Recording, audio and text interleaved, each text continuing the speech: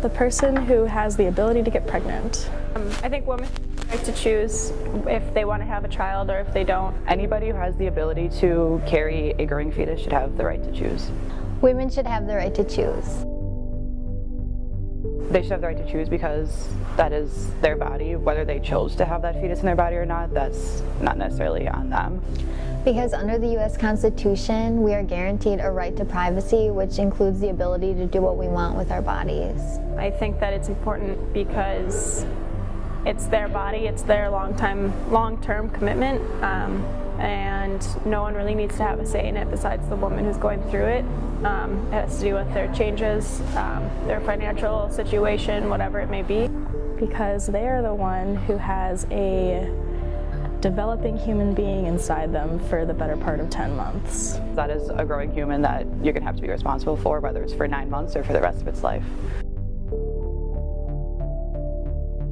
The right to choose means that women should be able to do what they want with their own bodies and not be under the control of men or people in power. I think it means freedom over yourself. To be able to decide whether or not you want to be pregnant and whether or not you want to carry the baby full term. It's the importance of recognizing that other people recognize your importance, feeling that you are an equal to any other person on the street. The right to choose means that you can do what is right for your body and for your health and for your life when you need to, not when politicians or doctors want you to.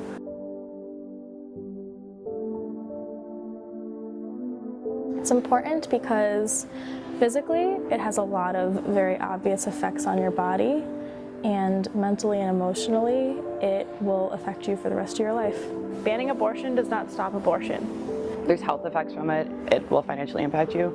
That is a choice that you should be able to make because no matter what outcome it would have, it will affect your life. There's been coat hanger abortions since coat hangers existed.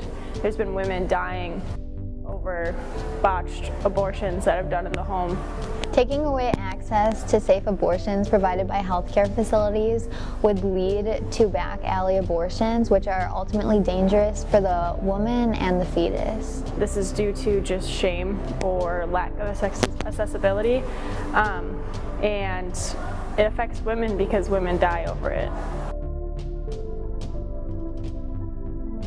If it's harder to access safe abortions, it could lead to some people being desperate and finding alternative methods that aren't as safe. The consequences of banning abortion would be more unsafe abortions.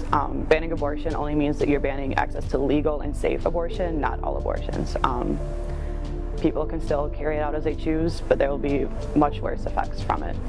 Women, if they don't want to have a baby, they're not going to have a baby, regardless of it being legal or not. And this affects society because this tells women if they have the right to an abortion, that they have a right to be heard and to have ownership over their own body. Banning abortion would create an even larger gap between genders in our society today. I believe that everybody should have the right to do what they want with their own bodies because women's rights are human rights.